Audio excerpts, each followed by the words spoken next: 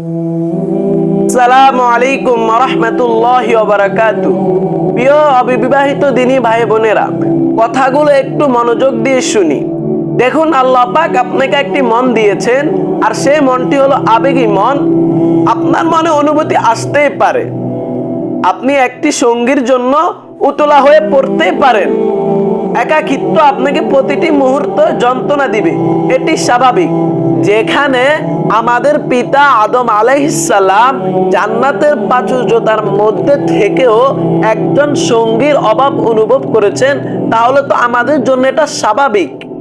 তাই আপনার মনের অনুভূতি বুঝে আল্লাহ পাক ইসলামে আদেশ দিয়েছেন যে বিয়ে করার জন্য।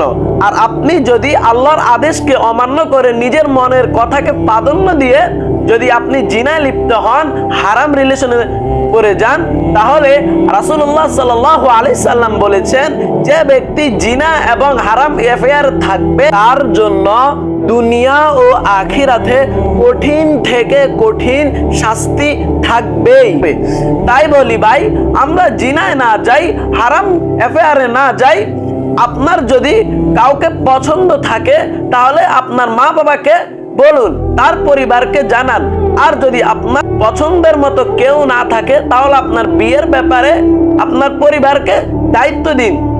আর এমন যদি কেউ থাকে আপনাকে সে পছন্দ করে, আপনিও তাকে পছন্দ করেন, এবং তার ভিতরে আল্লাহর তাওয়াক্কুল আছে এবং সে দিনদার, তাহলে ফ্যামিলিকে জানিয়ে বিয়েটা করে ফেলুন। আর যদি আপনি দুর্বল হৃদয় হয়ে থাকেন, অন্য জেন্ডারের প্রতি আপনার আকর্ষণ থাকে, তাহলে বিয়ে করা আপনার জন্য ওয়াজিব, বিয়ে করা আপনার ওয়াজিব। আর যদি আপনি এটা ভাবেন এই কম বয়সে, অল্প বয়সে কিভাবে বিবাহের কথা মা বাবাকে জানাবো, তাহলে আপনার জন্য রাসূলুল্লাহ সাল্লাল্লাহু আলাইহি সাল্লাম বলেছেন বিবাহ হচ্ছে একটি ইবাদত। আর আপনি ভেবে নেবেন যে আপনি একটি ইবাদত করার নিয়ত করেছেন, তাহলে এই ব্যাপারটি আপনার জন্য খুবই সহজ হয়ে যাবে।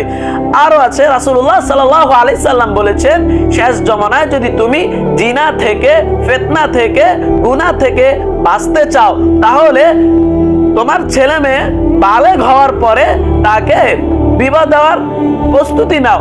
যত তাড়াতাড়ি সম্ভব তাকে বিবাহ দেওয়ার ব্যবস্থা করো।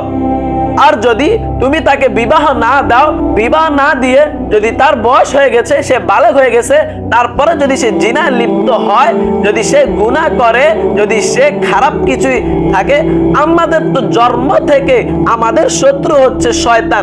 শয়তান তো আমাদেরকে ধোঁকা দিবে। শয়তান আমাদের রক্তে শিরায় শিরায় আমাদের কাছে আছে। যেখানে শয়তান আল্লাহর কাছে কসম কেটে এসেছে যে আমি আপনার বান্দাদের রগে রগে শিরায় শিরায় গিয়ে ধোঁকা দিব, সেখানে তো এসব ব্যাপার কিছুই না। তাই বলি ভাই, নিজের মনকে শক্ত করুন, নিজের মনকে শক্ত করে যত সম্ভব তাড়াতাড়ি আল্লাহর পথে ফিরে আসুন। আর যদি আপনার বিয়ে করা সম্ভব না হয়, তাহলে আপনার জন্য ইসলামের নির্দেশ হচ্ছে আপনি রোজা রাখুন। কারণ রোজা রাখার কারণে আপনার মনটা আল্লাহর দিকে ধাবিত থাকবে। আর যার মন আল্লাহর দিকে ধাবিত থাকবে, সে তো শুধু আল্লাহর দ্বীন নিয়ে ব্যস্ত থাকবে, সে তো দুনিয়া দিয়ে ব্যস্ত থাকবে না। তাই বলি ভাই, এসব হারাম কাজে না যাই, আল্লাহর দেওয়া আদেশ নির্দেশ মানি। কারণ আমাদেরকে দুনিয়াতে পাঠানো হয়েছে আল্লাহর ইবাদত করার জন্য। তাহলে দেখবেন আপনার দিনও সুন্দর হবে, আপনার দুনিয়াও সুন্দর হবে, আপনার আখিরাতও সুন্দর হবে, এবং আপনি পরকালে খুবই সহজে আল্লাহর কাছে পার পেয়ে যাবেন।